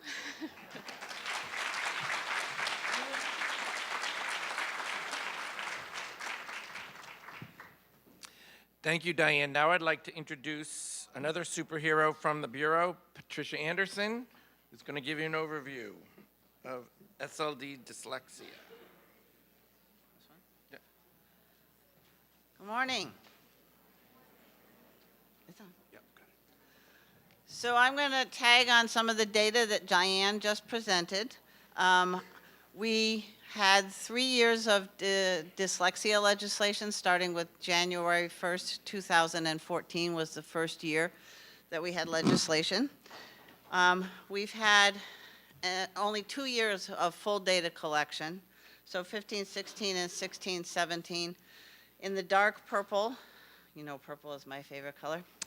In the dark purple, you can see the 15-16 data. We had a 55% increase over the 2 years of students with SLD dyslexia. Students identified for the first time was a 50% increase, going from 231 to 347. And students who were previously identified with another disability the year before being identified as having dyslexia was a 63% increase. So this is kind of telling you how this legislation has been impacting our numbers. The percentages of students identified for the first time and previously identified have pretty much stayed about the same over the 2 years that we had, or roughly around 30%, 70%.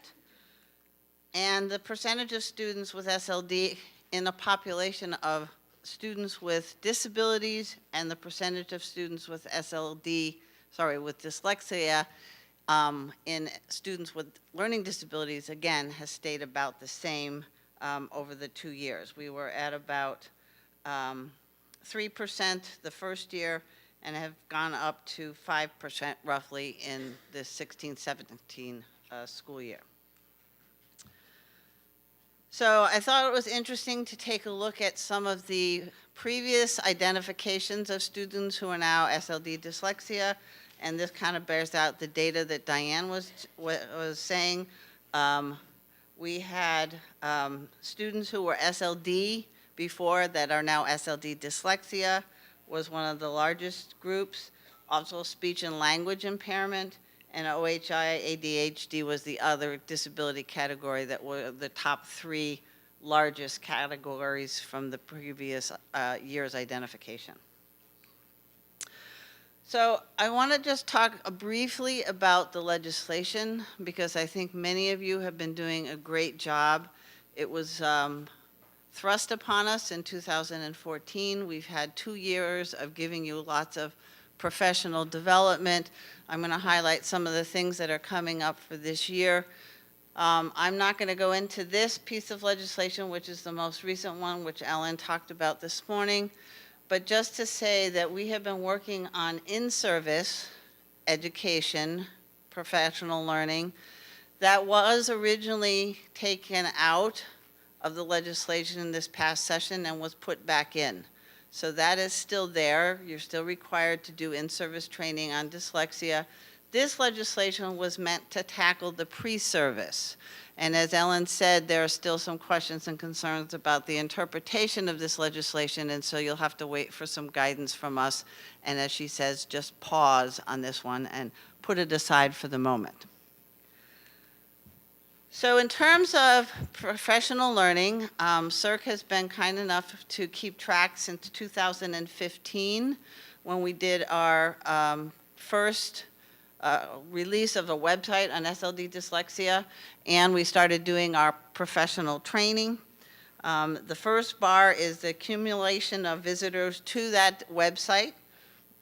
The next bar is the one that I think I'm most proud of. We did our first webinar in March of 2015, and at that webinar, we had 800 people register.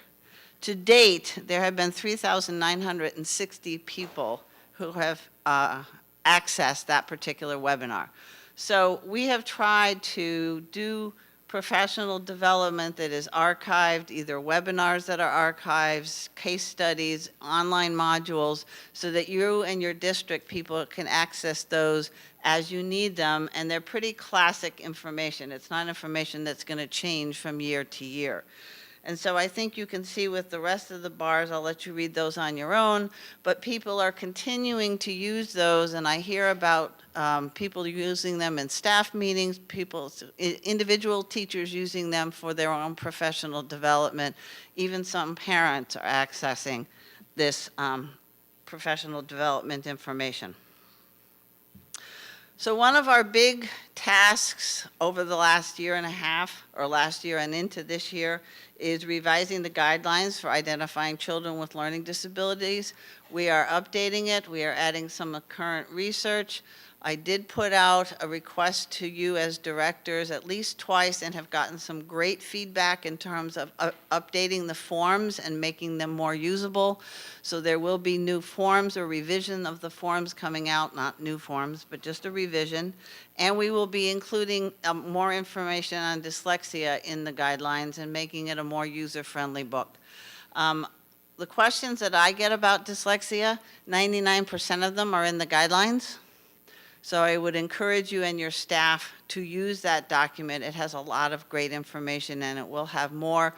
We're anticipating, let's say, a mid-fall release, and there will be a webinar on the implementation of the new guidelines and the new forms, which will then be able to be archived for the rest of you to access if you couldn't make it into the webinar.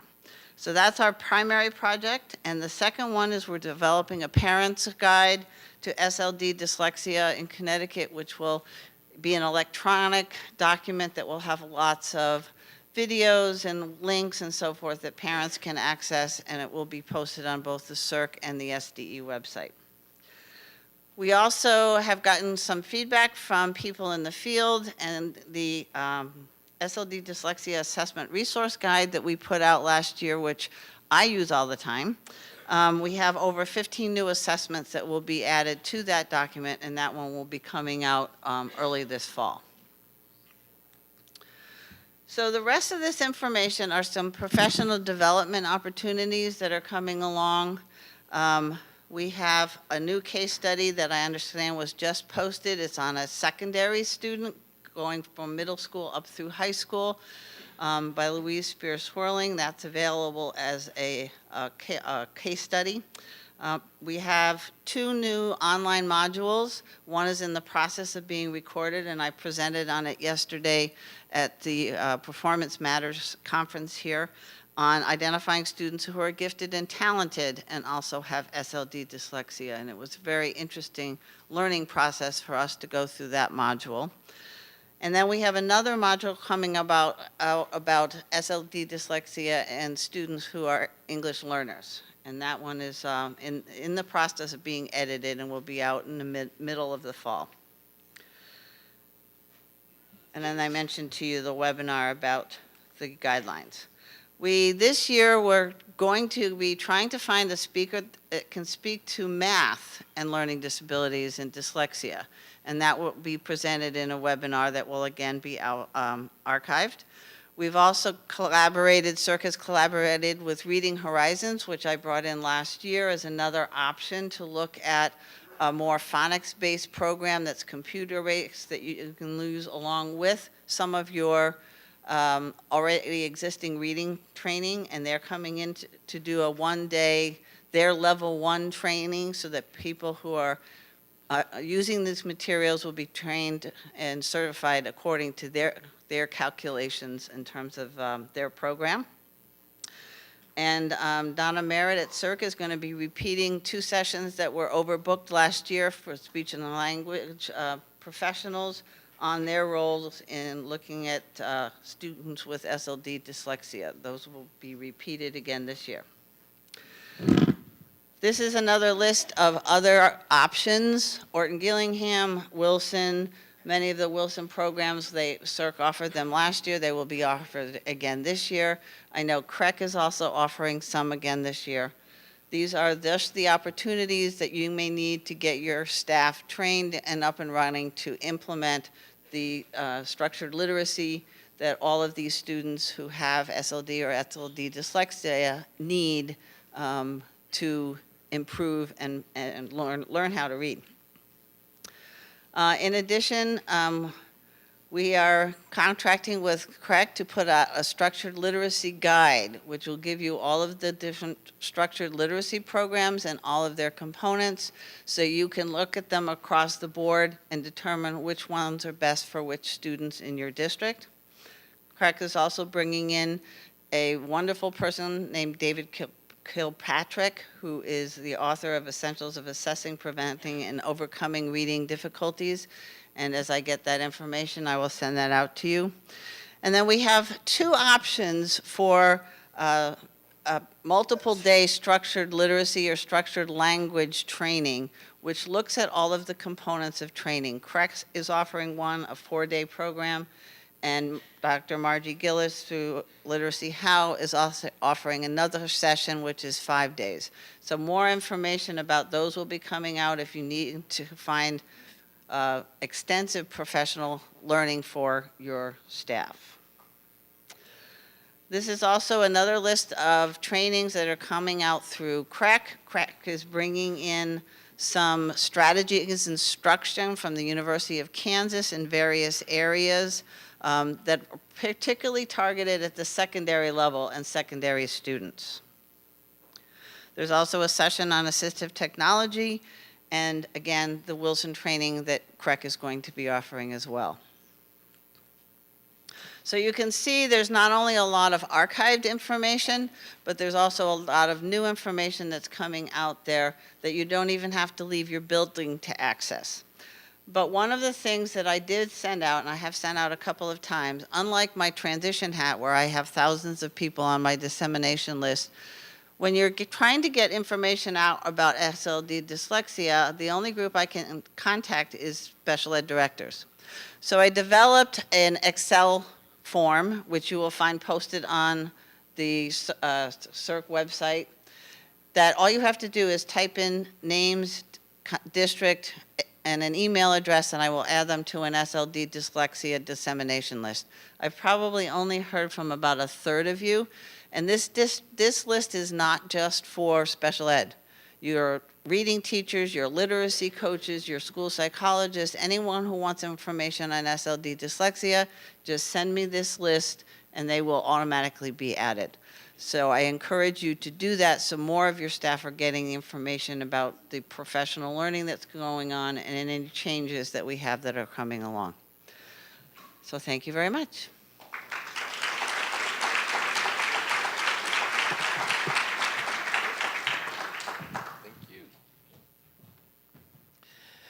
Thank you, Pat. I'd like to introduce Mr. John Flanders, who is the Executive Director of the Connecticut Parent Advocacy Center, where CPAC is one of our partners that helps support our work that we do on behalf of all students and the families.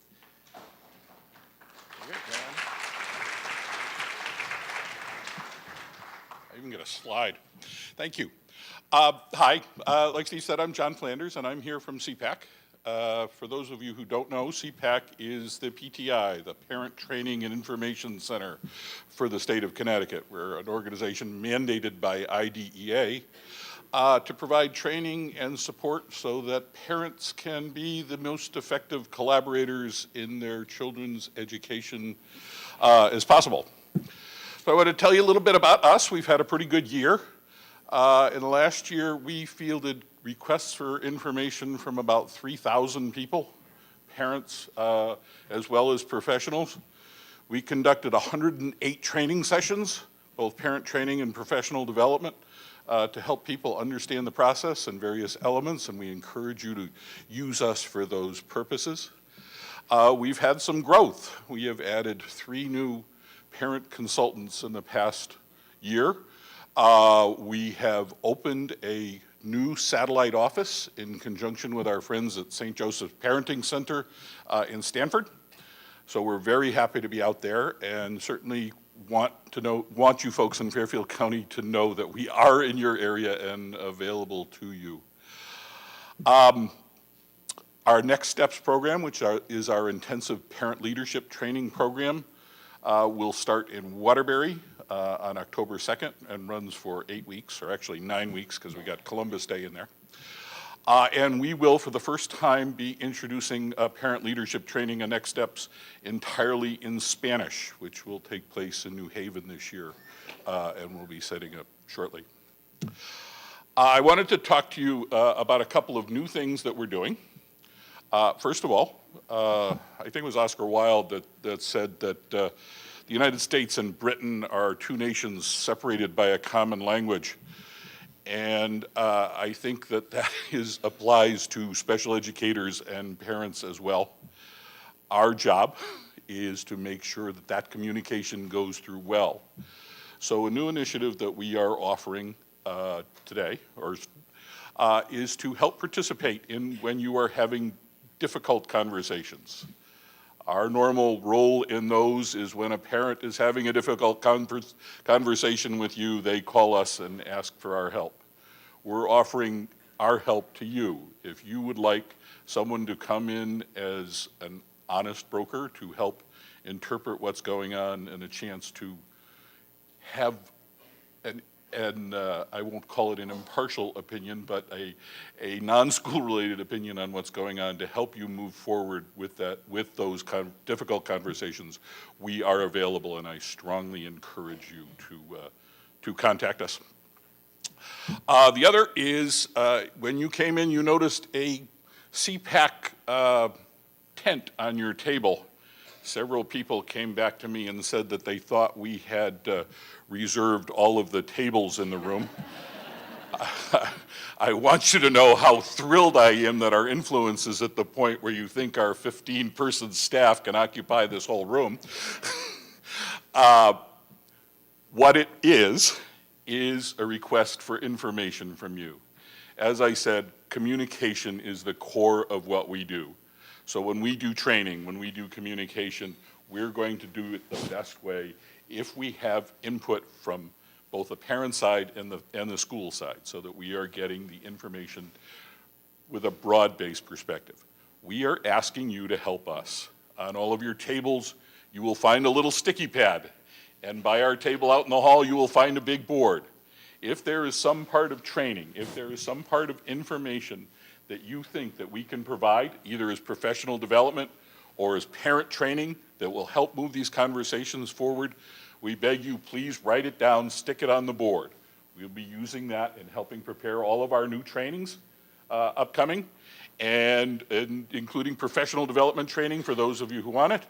And hopefully we will be able to provide training and support that opens up the conversation, that maximizes the communication that takes place between you and that mom or dad who's sitting in the room with you. They gave me a very short time, and I don't want to impinge on Carl's time. Thank you very much. We have 6 or 7 of our parent consultants strewn around in the room. Please take the time to talk to us, tell us what you think, ask us questions. That's what we're here for, and thank you.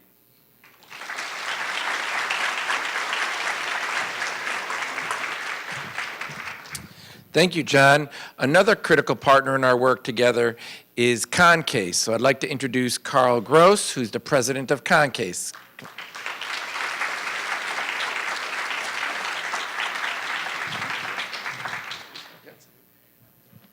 Good morning. Happy New Year. I really enjoyed, I'm sure we all did, Brian's presentation this morning.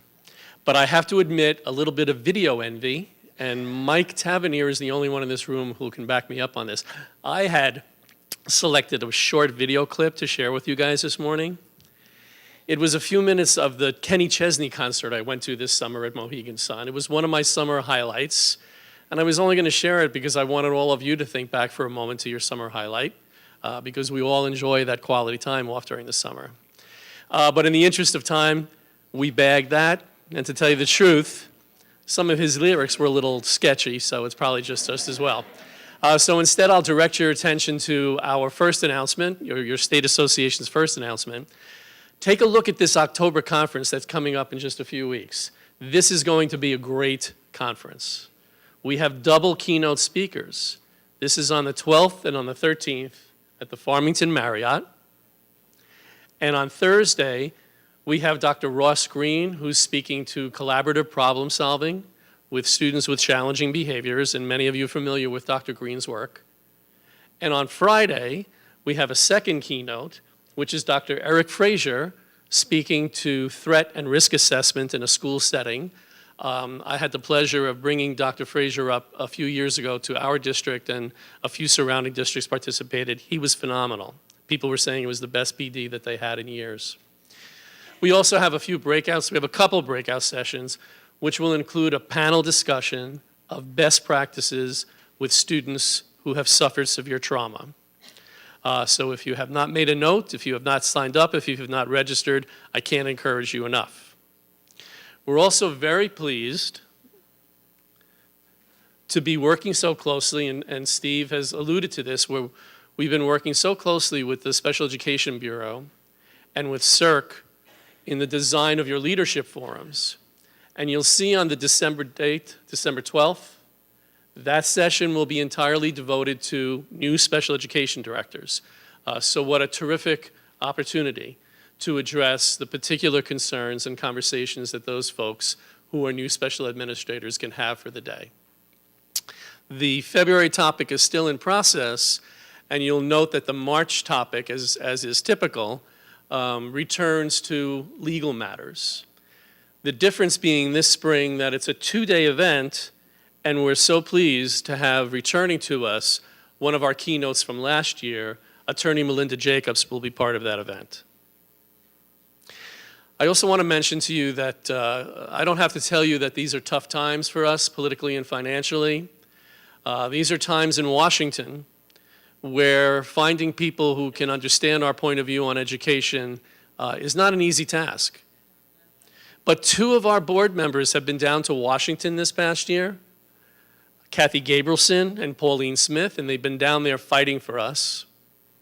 And every month, the Concase board gets together, we review and we respond to a range of critical state legislative and state agency initiatives on your behalf. And so that's why, just for a moment, I would like to, as we typically do, ask my colleagues on the board to please stand up. If there are any Concase board members, I think there's a cluster in the back corner there that are hiding out perhaps. If the Concase board members can stand up, and we want to say thank you. Thank you for your work. I came across a proverb that I wanted to share with you, which is 1,000 days of diligent study does not even compare or is not as great as one day with a great teacher. And this struck me because despite the challenges we're facing, despite the particular political and financial challenges we'll face this year, you all know and you all work with great teachers. And you are all great teachers with your staff. So that's why with confidence, despite those challenges, we at Concase, we in the Concase board, can with confidence wish you a very productive and a very happy new year. And I hope to see you in October.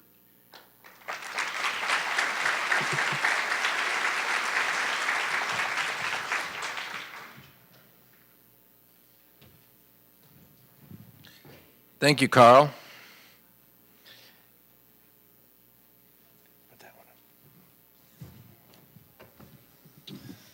Okay. Wrong one. Hello? Okay. So you can probably see the panic on my face now, but I would just like to take a moment to thank two truly amazing consultants that have worked for the state, Gail Mangs and Maria Sinoti, who have just impacted so many lives for the positive in the field of education, both in early childhood and due process. So I want to wish them the best and thank them for their many years of service. If you can all join me in a round of applause for Gail and Maria.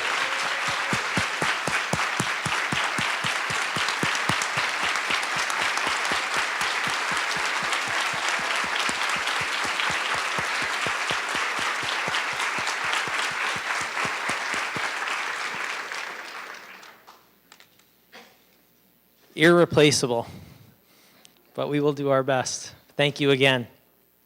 So I'd like to leave you at this point with a special treat. We have a very special guest with us. Her name is Jasmine. She's a high school senior. I met Jasmine at the luncheon that I mentioned at the Yukon Youth Leadership Forum, and Jasmine will share a little bit of her keyboarding ability with us to send us to our breakout sessions. I just want to thank all of the people, again, that were involved with putting together this session for us today. Mike Tavernier as the lead at the State Department of Education. Thanks again, Mike. And I'd like to thank Steve Profit and SIR Consultants for their work to help support our work. And everyone else involved. Thank you very much. Jasmine?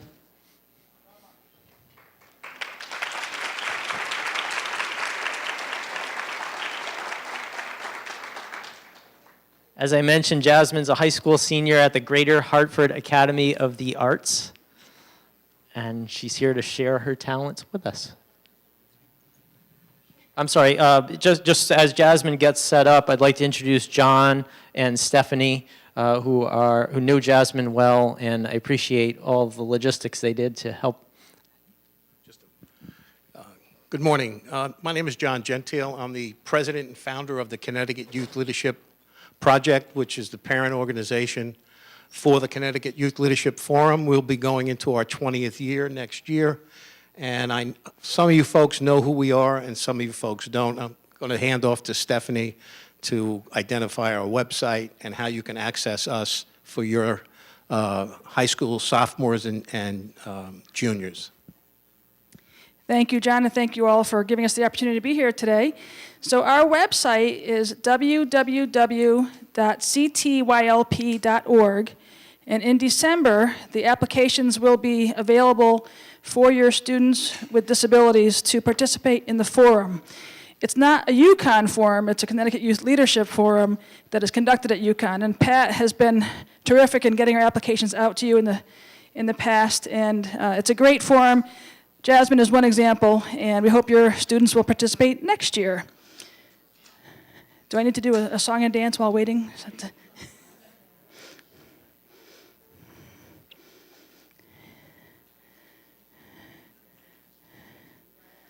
Good. Thank you.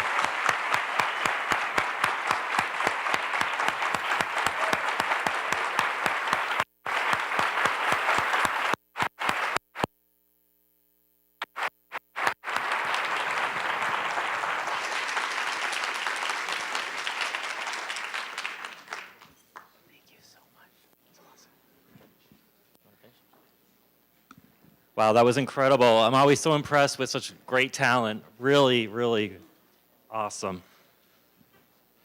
Okay, so that concludes our general session, and what a great way to end.